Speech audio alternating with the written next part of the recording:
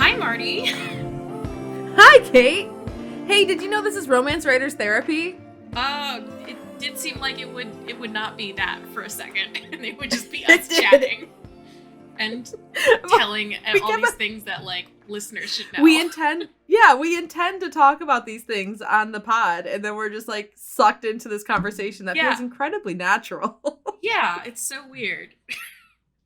We're so goofy. Obviously, because our podcast is so stilted.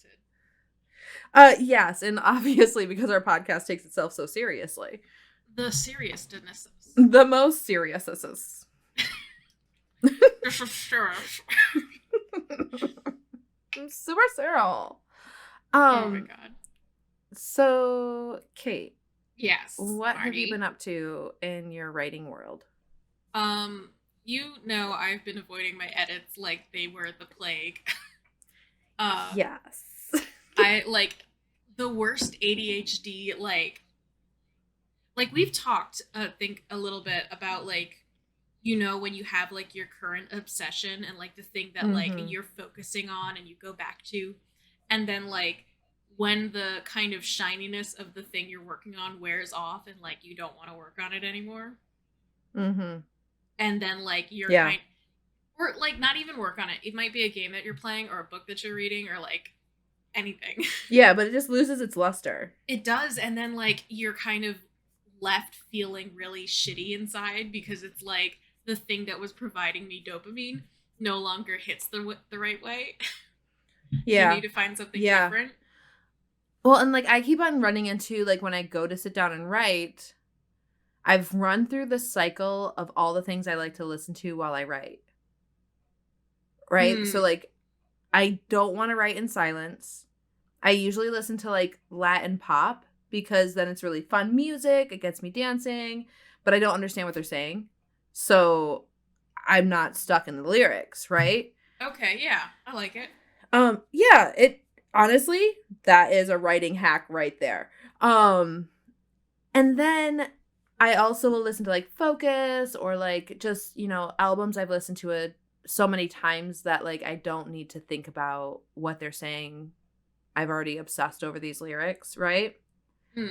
But I've done all that. And now it's like I want a different input while I'm writing. But I can't have anything that distracts my brain. It's hard. So right now, that's where I'm at. Where like the thing that normally gives me dopamine to distract me while I'm writing, I have nothing. Everything feels boring to turn on right now. Which is so sad. Yeah, no, that's how the mood I have been in like the last I want to say a couple of weeks. Like, and the thing is like while I was like getting ready to have all of my edits done, like my brain couldn't stop being like craving all the things I enjoyed, like all my other things, like, oh, I want to go play Tears of the Kingdom. Oh my god, I want to play Sims right now. Like all those like feelings. And then like as soon as like I had I had delivered everything that I needed to at that moment, it was like, actually, I'm too tired to do any of that. And like my brain just could not get into anything. And so it's been this kind of blah for a little bit. Well, and like I've been really enjoying what I'm writing so much, right? Same. I've been enjoying it so much that like it's okay that I'm not getting the stuff I want to listen to while doing it, but also like I really want something fun to listen to. Like I want something that engages that part of my brain too. Yeah. Like, I love that we're both having so much fun writing a second chance romance. Oh my god. Like we do need to go into that. Who would have known? Yeah. At some point, because the things we're discovering when we like we were talking the other day, we're going in a completely different direction than we were going to. We were like, we need to start the pod so we can talk about this. Okay, so I guess my only writing update right now is like that I am really enjoying what I'm writing. And I'm glad. That's good. Yeah, and I feel like the story's falling into place really well. And, like, the fine details I need to figure out, I have a plan for how I'm going to figure... Because I do need to do some research, so I don't look like a schmuck when I put this into the world. But I know the time that I will do this research, and I'll know exactly what to research because the draft will already be done. Does that make sense? So like I won't get stuck in a research like spiral on things that aren't important to the story. Yeah. I'll be able to focus in on exactly what I need to research in that month. And then, yeah. So I'm really excited about that. I'm really happy that, like, because I've been sitting here like, I don't have time to do this research. And I was like, oh, just do the draft and then figure it out. So that's what I'm doing. So that's my writing update. So do you want to tell listener what we're going to actually talk about? I forget what we were going to actually talk about. I mean, you worded it in such a way. Earlier, yeah. Yeah. Listener, you should just guess, okay? Listener, why aren't you just straight up reading my mind? Yeah. Rude. Are you looking back to see how you ordered it? I am looking. Okay.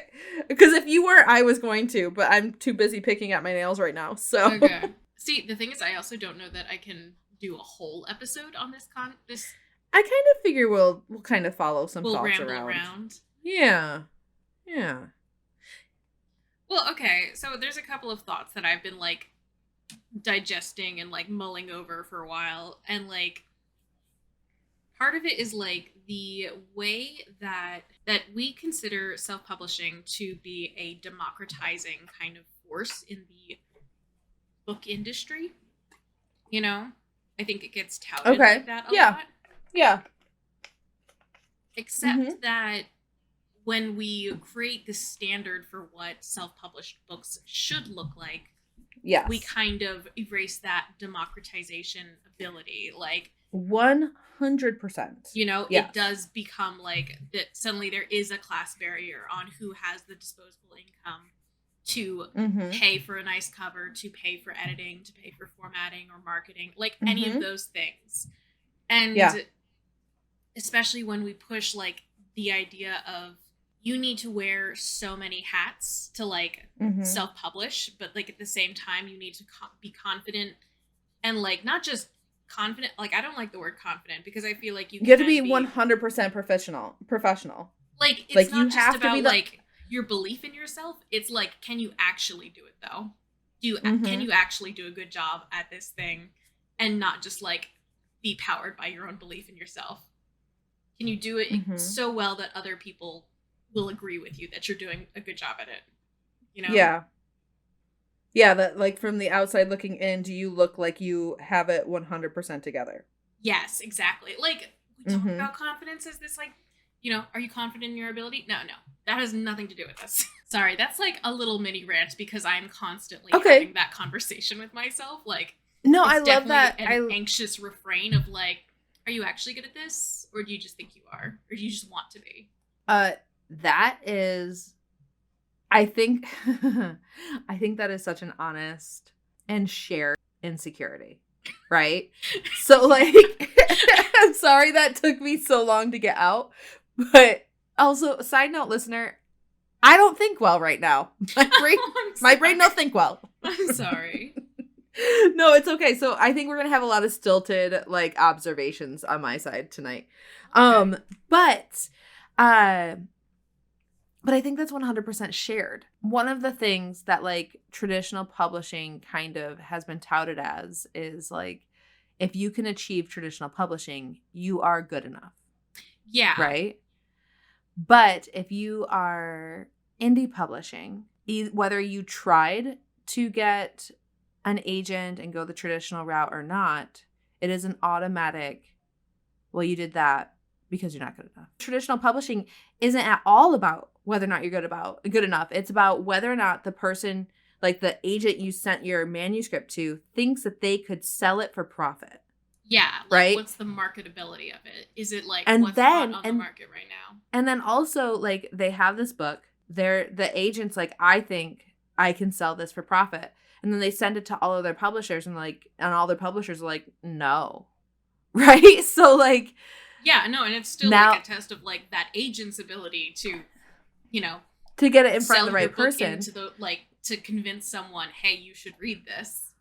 while not having any idea of what that editor just purchased, right? Like, so there was this podcast I used to listen to, and they haven't done a new episode in so long, but it was 2 literary agents.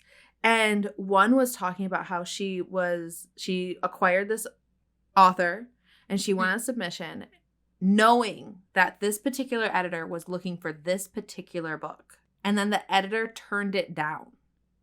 And then a year later, a book just like it came out because the editor turned it down because they had just acquired that other book. That is right. I think like writing to market when you're in a trad pub scenario.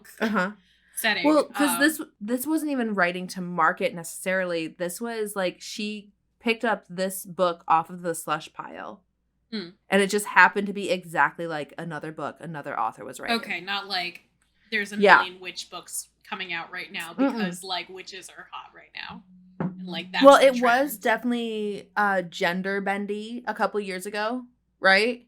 What you're gonna need to explain that thought because that is a little bit of a problematic term. Oh, I'm sorry. No, you're good. I just want to like get to the root of like what you want to communicate because I don't think you mean it in like a. What I mean is like it was like a girl at an all boys school and like so like it was a part of like gender conversation that was happening, you know. Okay, yeah. 3 or 4 years ago. Kind of like what's that movie? She's the Man? Oh, I have no idea. It's got Amanda Bynes, soccer. Yeah, I recognize. Pretends to be her twin. I don't know. I've never seen it. Okay, it was early 2000s. Yeah, it would be a while. It would be a while ago with Bynes. But yeah, so I do think that it was like a hot topic of the time. Okay. I don't think anyone was intentionally writing to market. I don't know. Maybe they were. Who knows? Okay, that whole rant, part of the conversation where traditional publishing therefore qualifies your talent, right? Like that kind of concept. All right. Because really, like, that's the whole point of it, right? And so, like, as an indie author and an indie publisher, like, something I'm struggling with is reaching out to local bookstores to do signings and to, like, get my books on their shelves and, like, stuff like that. And I know it is, like, this weird holdover of, like, I put this out myself, but, like, for heaven's sakes, my books are awesome. Like, I did a lot of work to make sure they're awesome. A sense of like external validation from traditional publishing that you kind of have to. I don't know what you need to do to like because when you said like calling in indie bookstores to organize signings, I like had a moment of oh god, I could never do that. I don't know that I could like. Well, but like even like my local Barnes and Noble, like I worked there. I know those people. They would do a signing with me. You know what I mean? No, like, absolutely. It's they would totally put my book on their shelf. Like, I can't bring myself to ask, though. Yeah, because, like, you don't feel like you're worthy to do that. Like, it feels a little and, like you're also, dressing up and, like, pretending to play a part. Well, and, like, also, like, if they feel uncomfortable telling me no because they know me, right? I'm going to be real. I don't think you should worry about that. I think you should strong arm your way into situations. You know what? I think you're right. I think I need to write my emails and send them out. Because, again, my books are good. Yeah. And they look cute AF. Like, they are so cute. Yeah. I don't know. Wasn't really what we intended to talk about, but no, I think it's it wasn't. a good point to make. Well, like, I see, because I had the thought I wanted to express, and then I was like, I have these other thoughts I want to connect to it, so I'm going to start with them instead of, like, starting at the actual starting point. You know how you talk when you have ADHD. Like, let me start my story 20 paces back. There is nothing more validating in being undiagnosed than you being like, well, you know what it's like. Because I don't want to, like, be like, I think I'm undiagnosed. But, like, dude, I think I'm undiagnosed. like, I don't want to diagnose myself. You know what I mean? No, I get you. There's a lot of stigma against self-diagnosis.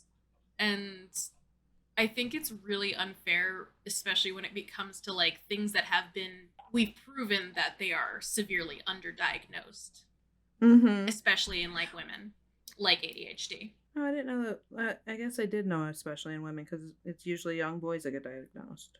Yeah, because a lot of people will the talk way it about manifests. how, well, just like I think it has to do a lot with the way that we're socialized in gender roles as like kids, and the way that you usually see small boys being hyperactive, whereas girls will be like more pressured to conform to social expectations of sit down, be quiet, don't make a disruption, but like internally they're all over the place.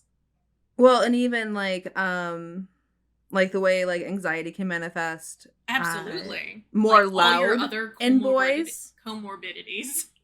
Yeah. And then like how it can manifest in more like crying sort of thing for like girls, but like we tell girls not to cry, right? Like boys will yell, but girls can't cry, right? So yeah, society, what a fucker.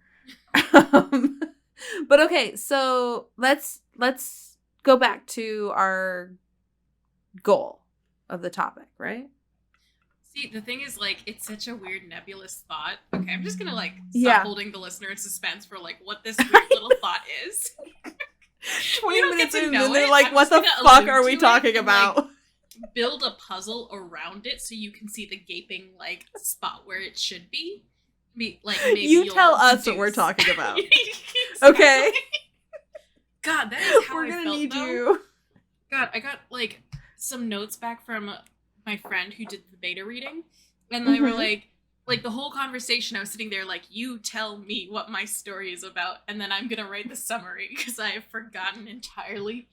And then like everything they said to me was like, oh yeah, I planned to write that. I'm glad that came across.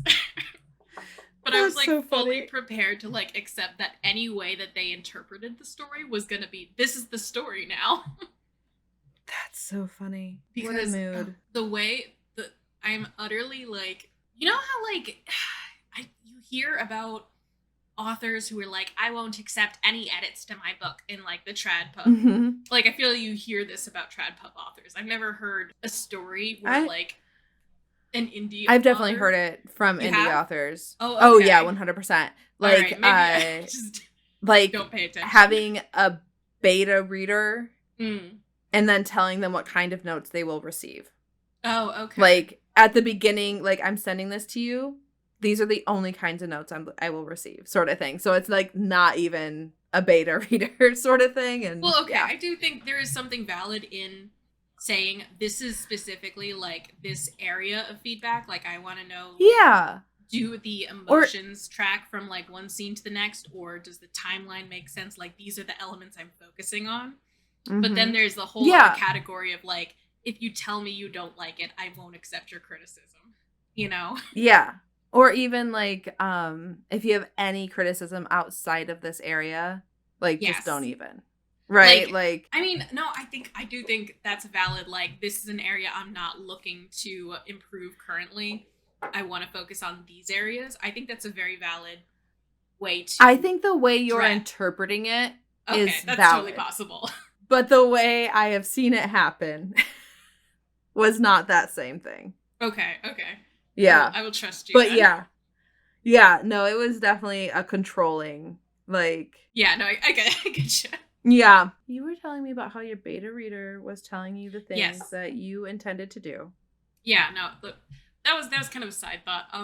The main thought is the idea of wearing so many hats for all the different jobs you have to like kind of take on and like become proficient in or passable at in order to. Yeah, because we were even just talking about this as far as like graphic design. Like it's not a natural thing for me, but I have to get proficient at it. Well, and like, see, I do want to like, I've been thinking about putting together some like notes. Not just for you, like I was thinking like I would do like a little TikTok series, but like at the same time, cute. I can't bring myself to like actually put them together. Well, I think it's such a lie. One of the biggest lies that we hear about doing social media is like, it's just 5 minutes. Like, it takes forever. TikTok and then it's just 5 minutes. Bullshit. It takes 5 minutes. If I do something that takes 5 minutes on TikTok, it is not an engaging show, right? Like, you have to think about it. You have to, like, then find the right sound. You have to, like, put it together and then you have to edit it. Like, this is not a 5-minute task, and we have to stop saying it is.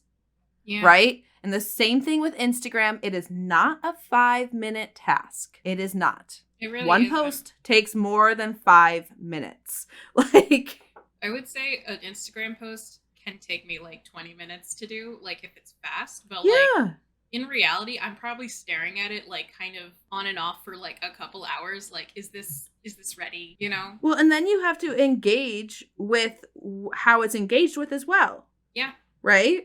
Okay. Like, this is a community building opportunity, and like that's the whole point of it.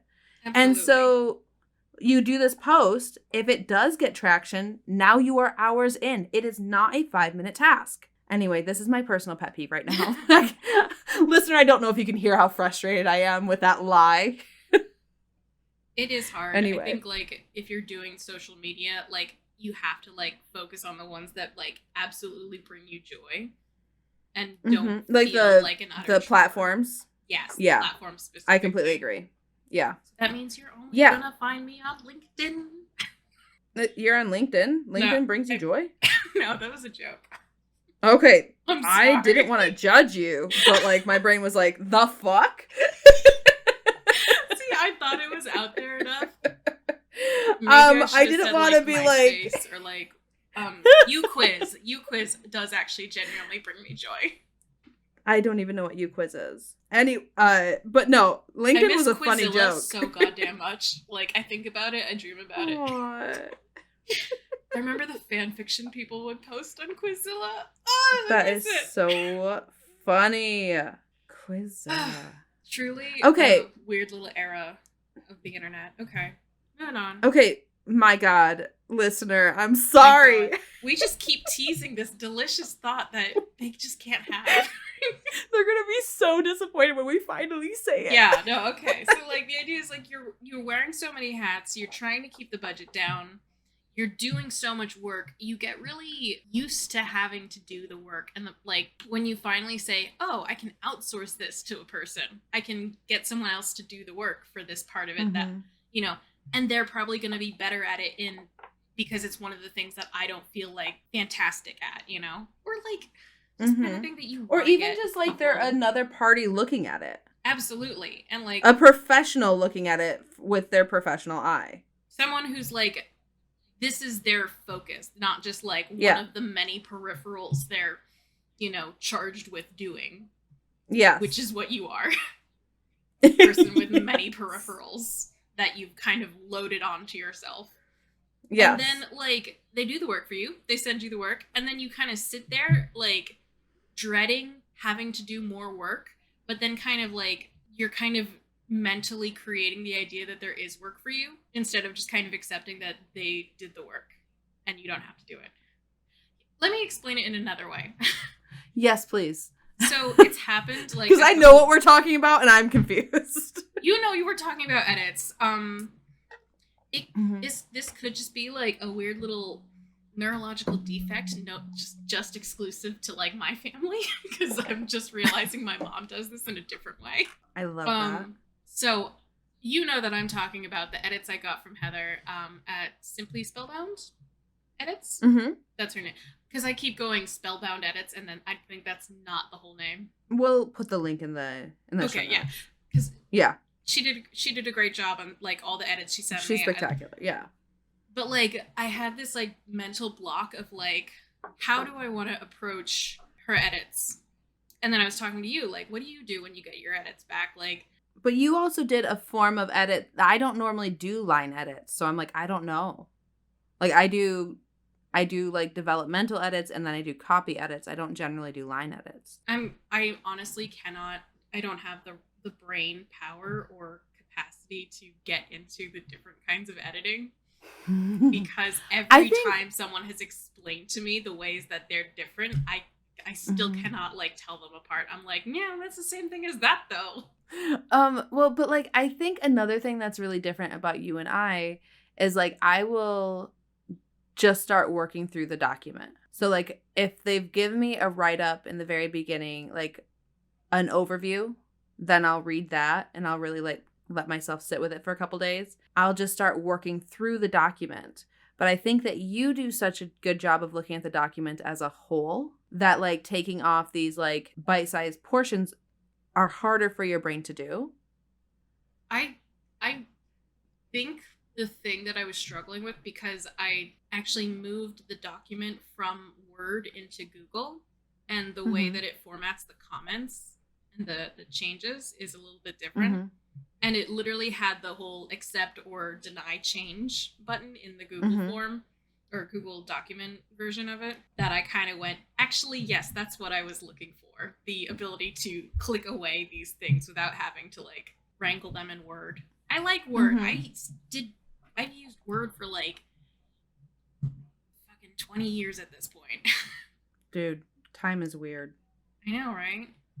Okay, so you moved it and you accepted changes.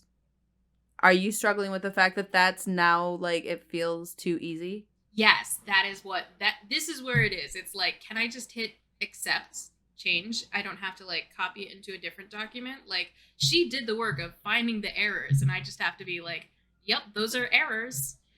Like, that feels so simple. It's weird and uncomfortable, you know?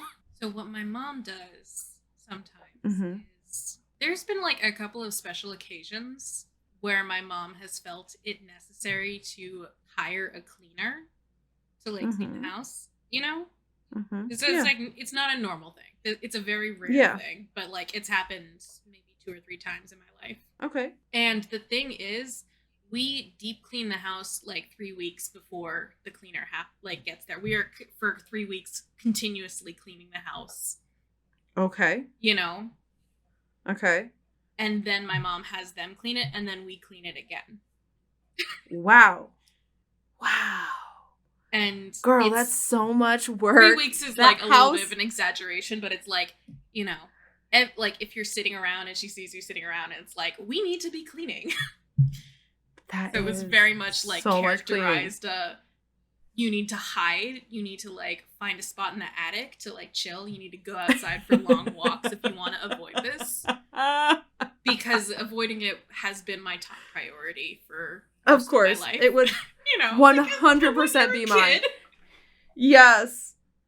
And, oh my gosh. Like, and so it didn't seem like overkill to me at the time, but like I do remember complaining about like, if someone else is gonna clean it, why do we also need to clean it? You know? But that was like, my mom has never, anytime she's ever like of those like 3 times in my life that she's hired a cleaner, and she's never been impressed. She's like, but I found dust after they left. And it's like, okay, I don't think everyone's gonna like find the nooks and crannies we know about. Like, and you want a white glove inspection, everything. How could she possibly, like, after the cleaning before and after that you're describing here, like, how could she find dust anywhere? Like, baseboards? You know I mean? No one, I always skip the baseboards, personally. Yeah, sames.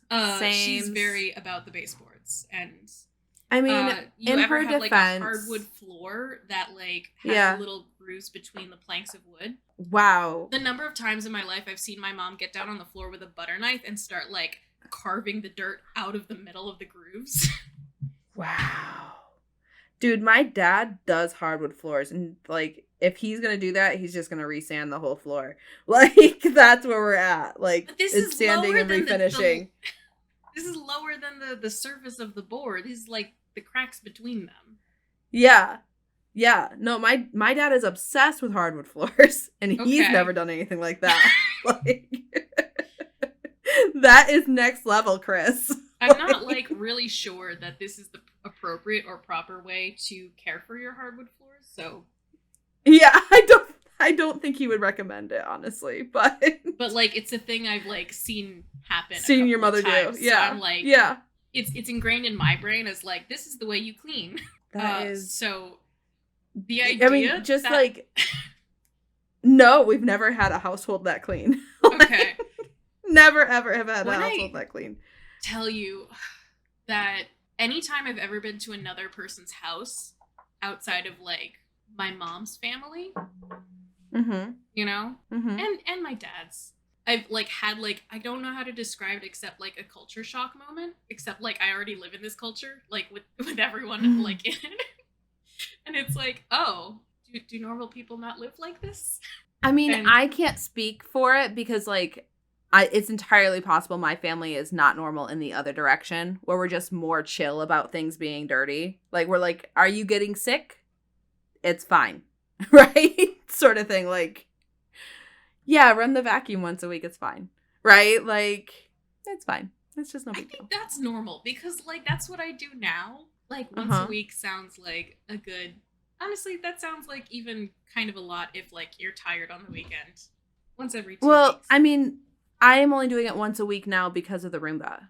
Mm. Previous to this, it was not once a week, my friend. No way, Jose.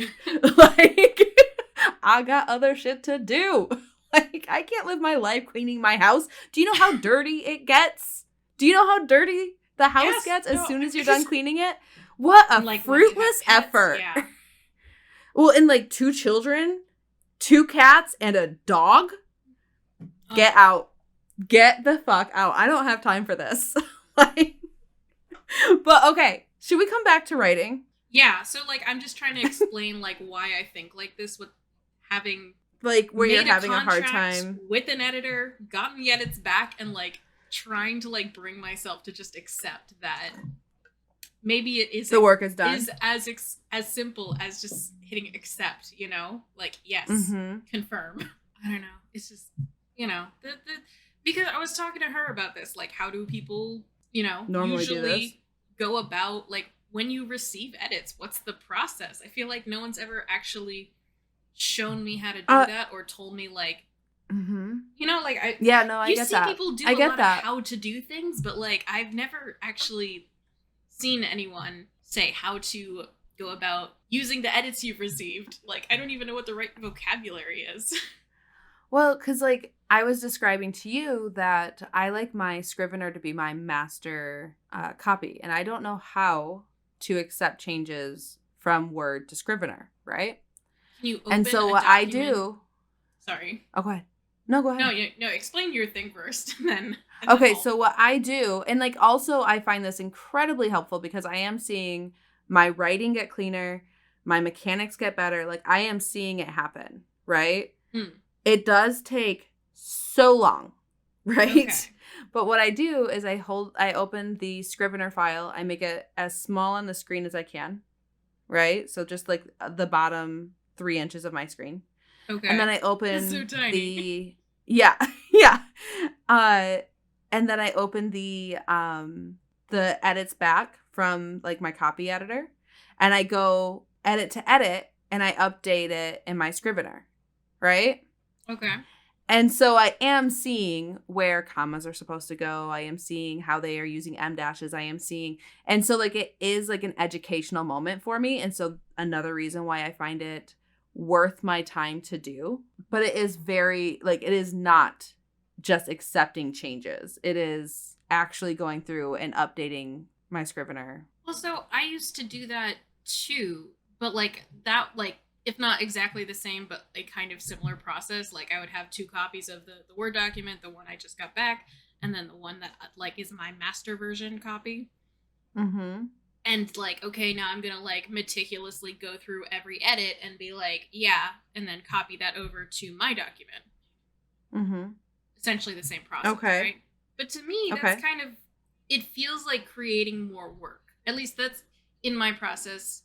I don't currently feel like I would find that kind of value that you're finding. Okay. You mean as far as like understanding the mechanics and like stuff like that? Yeah, like when I see like a reoccurring theme of like all the like because I am reading. I'm not just clicking yes on everything as fast as I can. I am looking like at the comment, I'm looking where it falls, I'm reading that line and going, no, it needs this, or yeah, that's right, I should get rid of that. You know, accept or deny or whatever. And I feel like I do notice the reoccurring theme of I use too many commas. I put spaces after every single period, and that's not actually correct. Is something I'm seeing with Heather's edits. Like, okay, don't put spaces absolutely everywhere. I used to do the double space thing because like that's what my mom taught me, and Yeah, I did. I had to unlearn the double space thing too. I had to unlearn it too. it's a weird habit to unlearn. It is. Because it feels like you're losing something, you know? Well, it makes sense to have it there, but when I understood why they were taking it away, it was like, oh, that makes even more sense. Like, visually, it makes sense to have the double space there. Yeah. But, like, because everything takes memory, don't have it there. Right? Well, I think it does also, it's kind of, like, useless now that we've moved into a digital era, you know? Yeah. Yeah, absolutely. But okay, so you're seeing the themes of what is going on. But what I'm like most like as I'm like hitting this weird mental block with the whole accept changing thing, what I'm like taking forever to like get to this. I don't want to create more work for myself. I think that's kind of like what feels like more work. The copying it over from one document to another. But that's not what you're doing, right? That's what I was doing. Okay. I have to say there have been plenty of times where I'm doing it. I'm like, this is not the best way to do this. Right? Yeah, no, I get you. Like, and like, if your process is valuable to you, I'm not saying you should change it. I'm saying I'm changing my process. No, I get that though. And I definitely agree that there hasn't been anything that's like, hey, this is how you accept these changes. This is what you know, I have not seen anything like that. If I get to a point where I don't feel like I'm finding benefit in like seeing the mechanics and like stuff like that, then I would have to change the way I'm doing it because that is the only thing keeping me doing it this way. Does that make sense? Like, yeah, I got nothing. We don't have to do an hour and 20-minute episode that I have to edit down to an hour, you know? I don't think so either. If that's all the thoughts we have. My thought was, because you kind of worded it in a way that was like, when you're doing the things that you, like, you feel like you're not doing all the things you need to be doing. Yeah, it feels like I'm taking the easy way out. Even though that's not true, really. Just because someone else did the work and, like, Yeah, but you literally paid for the budget. Easy way out. Yeah, you pay. That's what it is. Like, you feel like paying is... See, okay, you played not that many video games, right? No. So there's like a huge thing in video gaming now, especially online games. You might have noted this with like if you play a lot of app games. Okay. The idea that you can pay for upgrades in the game and then like suddenly you have a more powerful character who can like do devastating moves or whatever. Like you can pay for like Clash of Clans game. Yeah, like Clash of Clans. Exactly. You can buy like the green gems to be able to do faster upgrades and stuff like that. Yeah. Or you can work, or you can do whatever the mechanic in the game is to like whether if that means like waiting 4 hours between every turn, you know, like some games do, or like you have to watch an ad to like progress, like that kind of a thing.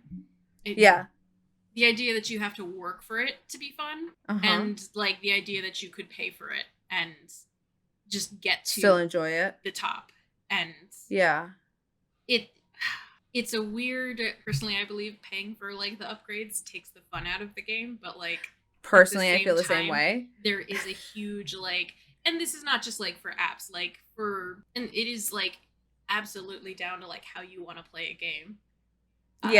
If a game is more accessible to you through paying for something, then you know it's totally valid to do that. But like the mindset that I feel like I've always kind of lugged around is that if you pay for it, you didn't earn it. It's not complete. It's not done. Okay. Taking it away from your game analogy, because like I think that you've drawn a really interesting connection between these two ideas.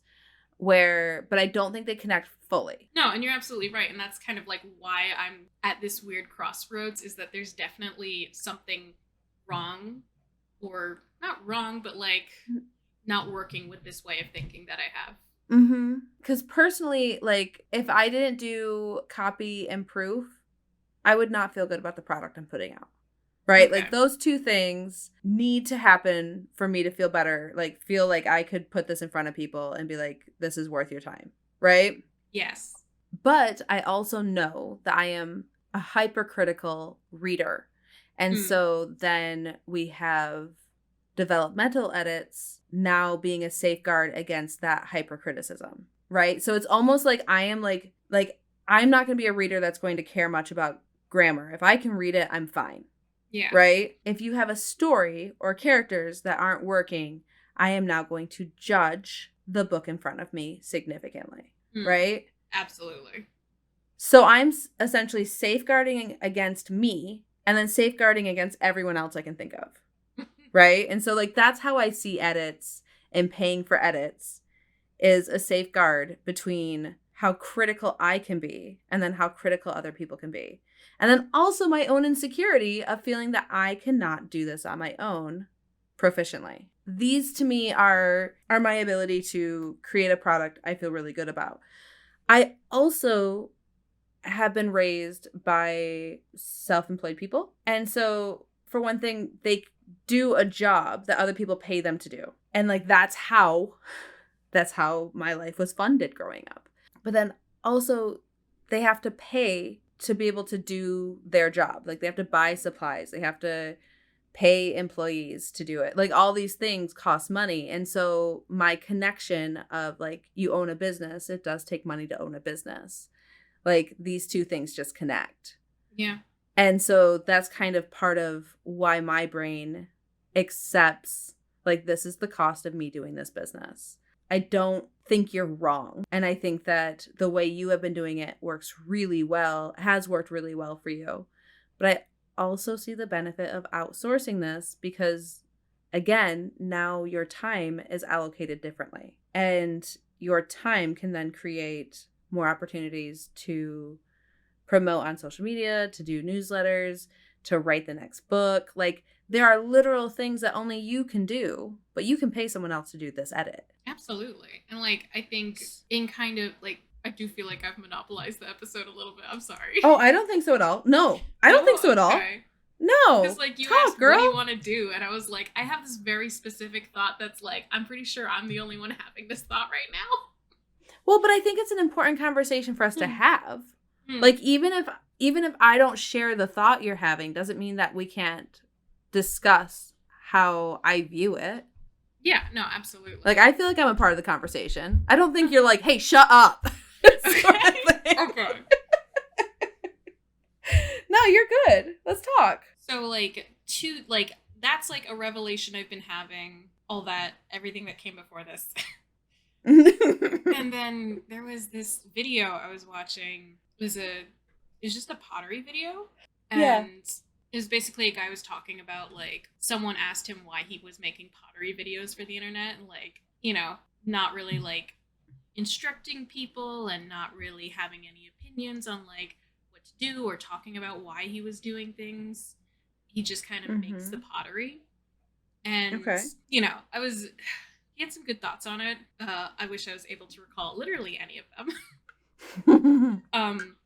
The only one I can think of that I can't like is it's not really relevant. Some people think having a lot of an opinions is a personality, and I had a moment like, yeah, because like I've been feeling the push to like have a lot of opinions on everything, even things that like I'm not like well versed particularly enough passionate about. Yeah, not even just passionate about, just not informed enough about. And it's always kind of like a weird, I don't know, I feel like that's kind of just something our social media age has. I agree. And it's a weird thing to like try to not fall prey to, but at the same time, every time you go online, you are immersed in it. It is just everywhere. Anyway, that's a side note. You turning out of that thought. But okay. So I don't know if I've told you this story already. I probably told you about it when it happened. I don't know if it happened on the pod. Back in January, I asked Austin if he would take me on a little pottery date for my birthday. And so he set up the whole thing, and then we went, and, you know, the whole drive over, like, I've got, like, all these plans for the pottery that I'm gonna do. I've, you know, made a little Pinterest board of the things I want to create. And we get there, and the guy teaches us like the basics of it and then like kind of walks us through it. And the whole like date, I kept absolutely fucking up my pot. like like the little disc of clay that you're supposed to like handle. And like I really wanted to make something really beautiful, and I had such like a specific idea of what I wanted it to be. And I just, every time I like touched it, it was like I was shredding it apart. I kept ripping the clay off. Like, not even intentionally. I was trying to be gentle with it, I swear. Yeah. No, I get that. And like everyone else at the date was like not, because other people like were also taking the lesson. Yeah. And kind of looking at me like, wow, you cannot master this. And Austin's like sitting next to me and he's doing perfectly, just holding the clay very gently. And it's like killing me that like he doesn't really do art and like he's doing great at this. And I'm like, my whole like entire life has just been like, my whole worth of being has just been do art good, do crafts good. Yeah. And I just could not get it. And this one thing wasn't fitting. And the guy kept telling me to just hold it very gently. And I just could not for the life of me do that. And like the idea of putting an intense amount of pressure emotionally, physically on your art can like be part of what ruins it. Yeah, absolutely. And I don't know. You did not tell me this, but like I understand this so much. Like, well, so like I'm pretty sure I told you about like I was like upset that I couldn't get the pottery the way I wanted to. But like this is like been when I was watching that video, it just kind of clicked in my head like, oh, that's why. Like that's why you couldn't, or why it sat with you? Well, it sat with me and then made me think of that moment back in January and thinking about like all these other thoughts I've been having and the way they kind of fit together a little incoherently. That's it. That's all of my thoughts. I definitely understand like when there's that thing you want to be able to do and then you go to do it and it's like, this is just not an ingrained skill for me, right? Like I would have to devote so much of this just to become proficient, and like how disappointing that can be. See, I don't want to like attach it specifically to like ADHD, but like I've seen other people talk about it and attach it to ADHD. The idea of like picking up a craft, getting really into it and like doing really well and picking up like the minutia of the little skills that are required for it almost instantly and like excelling at it and doing wonderful and then dropping it as a hobby like a few weeks later. Yeah. I have had such a history in my life of like, if it is not something I pick up and I am just instantly proficient at it, I have no interest in it. Which is right, like so counterintuitive. To, like, absolutely, and so like I've had to teach myself how to enjoy not being good like, at something. Not being good at something. That just because I'm not good at it doesn't mean it doesn't have value. And like that has been something that's like really important. And like talking to my kids is like, yeah, sometimes things are hard, but like if it's something you want to be able to do, then do it. There's a whole slew of thoughts I have adjacent to this that I don't really want to get into. Okay. But like the idea of like it has to do with like capitalism and not like trying to make a profit off of every little thing you enjoy. Yeah. Yeah. And then like, also like the time it takes to learn something now is counterintuitive to productivity, and therefore it doesn't have value. Yeah. And like just enjoying a thing, like a hobby for the hobby's sake, and being bad at it and enjoying being bad at it, to me is must be the most ultimate expression of like hedonism. Hedonism, what do you mean? Like hedonism, not in the strictly let's be naked and drunk and all that. Okay, you know, but like a freedom there is a further definition, or not further. There are. I think that's what springs to mind when people say hedonism. Okay. It does all the hedonism as a philosophy in. Yeah, like it just means enjoying freedom, things. Yeah. Just really like dedicating liberation to enjoyment. I don't know, Kate. How do you feel about how we maneuvered, like, through this conversation. Any other points you want to make? I'm tapped out, and I think we have to be. I think so too. Yeah. So, listener, I'm Marty V.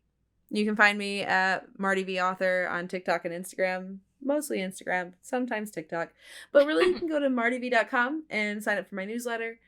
And that's the best way to know what's going on. You can find me at by Kate Pryor on pretty much any social, I think. If you can't find me there, then I'm not there. You can also find this podcast on YouTube now. Girl, you can! Yeah. Yeah! Because Kate's awesome. That's it, I think. Kate. I didn't mean to interrupt you like 1,000 times there. No, yeah, we're on YouTube. You're good. I just was like, yeah, I don't know how to, like, I don't... I was like, do I want to get into, like, the fever dream I've been in for the last, like, 2 days? That's what that silence was. I was, like, having a moment, like, I don't know that I want to explain all that, but, like, I was sick and I could not bring myself to do anything that required actual thinking, so I was like, you know what I could get done? I could convert 60 audio files into a video. That is so funny. Yeah, and then I didn't even know that, like, the YouTube channel existed. Because I did not communicate at all during this moment. She did tell me, like, hey, I've been thinking about doing this. And then today she was like, hey, by the way, I only have, like, 4 more to do. That is, like, I'm sorry, that is my whole process. Like, I've been thinking about doing it. I'm either going to dive into it right now and get it done. Yeah. Or it's going to sit on my mind for 2 years and it's not going to take it. God, I get that. Okay, listener, we hope you got something here. Yeah. I think you're really cool. You found some Thank coherence you for being here. in any of, like, these thoughts and had some better thoughts of your own. And maybe even, like, found some safety in numbers with our insecurities, too. Absolutely. We're all here together, and you're doing a great job. Anyway, bye, listener. Bye.